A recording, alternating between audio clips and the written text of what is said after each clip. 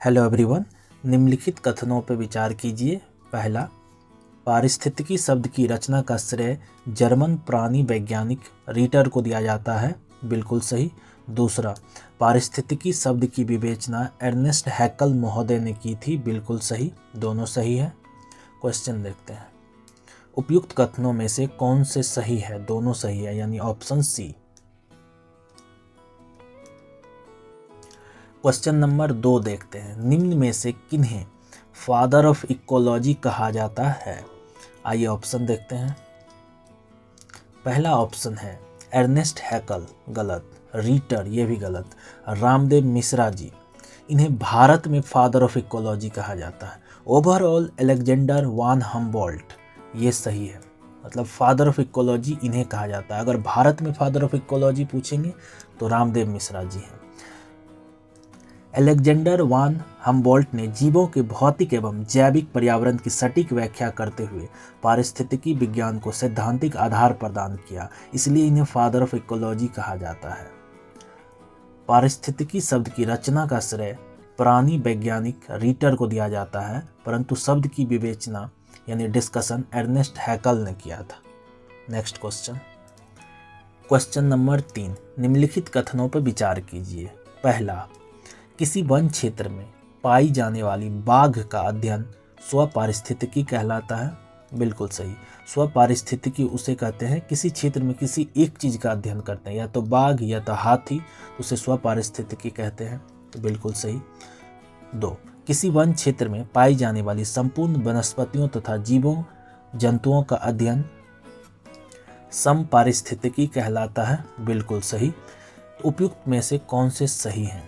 तो दोनों सही है, यानी option C. Next question, question number 4, निम्न में से कौन सा श्रृंखला सही क्रम में व्यवस्थित है?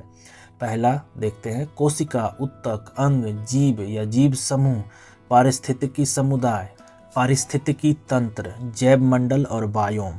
ये दोनों एक्सचेंज होता तो सही होता, पहले बायोम होगा तब जैव मंडल होगा, तो पहला गलत है।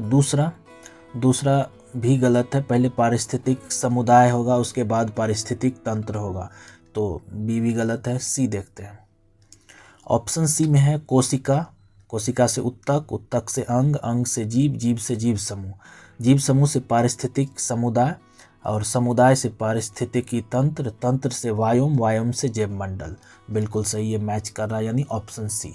नेक्स्ट क्वेश्चन, क्वेश्चन नंबर 5, निम्नलिखित कथनों पर विचार कीजिए। पहला, जैविक विभव मक्खी मच्छर का निम्न होता है, नहीं उच्च होता है, पहला गलत है। दूसरा, जैविक विभव हाथी गेंडा का उच्च होता है, नहीं निम्न होता है।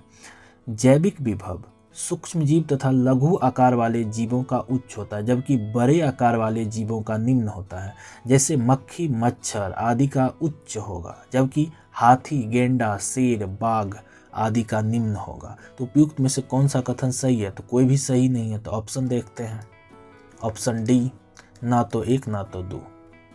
नेक्स्ट क्वेश्चन, क्वेश्चन नंबर 6, निम्नलिखित कथनों पर विचार कीजिए। पहला, मानसूनी वनों में 4 क्रमिक स्तर पाया जाता है, बिल्कुल सही।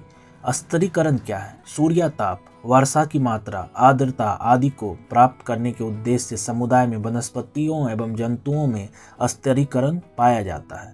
मानसूनी वनों में 4 क्रमिक स्तर पाया जाता है, तो बिल्कुल सही है। दूसरा, सागौन के वनों में सागौन की प्रभाविता होती है, बिल्कुल सही। प्रभाविता क्या है? वह प्रजाति विशेष जो किसी समुदाय के कार्य एवं संरचना पर अधिक प्रभाव डालती है, जैसे सागौन के वनों में सागौन की प्रभाविता होती है। उपयुक्त में से कौन सा कथन सही है? दोनों सही है, ऑप्शन सी सही है। नेक्स्ट क्वेश्चन, क्वेश्चन नंबर 7, निम्नलिखित कथनों पर विचार कीजिए। पहला, अल्फा विविधता किसी एक जीव जातियों की आंतरिक विविधता है, बिल्कुल सही। दूसरा, बीटा विविधता 2 समुदायों की तुलनात्मक विविधता है, बिल्कुल सही। तीसरा, एक बड़े भौगोलिक क्षेत्र में सभी समुदायों के मध्य सकल विविधता को गामा विविधता कहते हैं, बिल्कुल सही। तीनों सही है। उपयुक्त कथनों में से कौन सही है? तीनों सही है, ऑप्शन डी।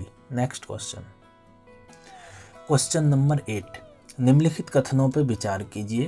पहला, एंटीबायोटिक्स असभोजिता यानी असिम्प्टोसिस की क्रियाविधि पर कार्य करती है, बिल्कुल सही। अब असिम्प्टोसिस क्या है? असभोजिता दो प्रजातियों के बीच होने वाली एक तरह की पारस्परिक क्रिया है जिसमें एक प्रजाति को नुकसान होता है जबकि दूसरी प्रजाति को ना तो नुकसान होता है ना ही लाभ होता है। इसे हम प्रदर्शित करते हैं माइनस से और जीरो से। उदाहरण के लिए पेनिसिलियम जो पेनिसिलिन बनाता है और जीवाणुओं को मारता है, पहला सही है। दूसरा, घटपर्णी परभक्षी जीव है, गलत। परभक्षी या परभक्षण किसे कहते हैं? इसे बाघ बकरी या शिकार शिकारी संबंध कहते हैं। जो जीव जंतुओं के साथ कुछ कीटभक्षी पौधे होते हैं जो कि कीटों को खाते हैं, जैसे घटपर्णी पौधे नाइट्रोजन की कमी को पूरा करने के लिए कीटों को खाते हैं। यह पूर्वोत्तर भारत में पाया जाता है। तो उपयुक्त में से कौन सा कथन सही है? केवल एक सही है, इसलिए option 1। Next question, question number 9, निम्नलिखित कथनों पर विचार कीजिए। पहला, आर्किड एक अधिपादप है। अधिपादप मीन्स इपी फाइट, बिल्कुल सही। इपीफाइट किसे कहते हैं? इसके सर्वोत्तम उदाहरण है आर्किड एवं फर्न।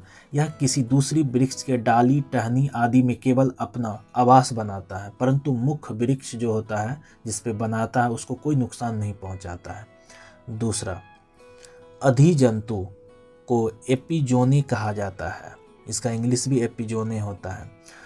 जब कुछ विशिष्ट शैवाल आदि मगरमच्छ जैसे जलीय जीव के ऊपर त्वचा या कवक में अपना स्थान बना लेती है तो इसे अधिजंतु कहा जाता है, यानी एपिजोने कहा जाता है।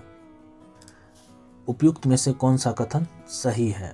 दोनों सही है, तो ऑप्शन सी 1 और 2। नेक्स्ट क्वेश्चन, क्वेश्चन नंबर 10, निम्नलिखित कथनों पर विचार कीजिए। पहला, लाइकेन में शैवाल एवं कवक के बीच असभोजिता का संबंध पाया जाता नहीं, गलत है।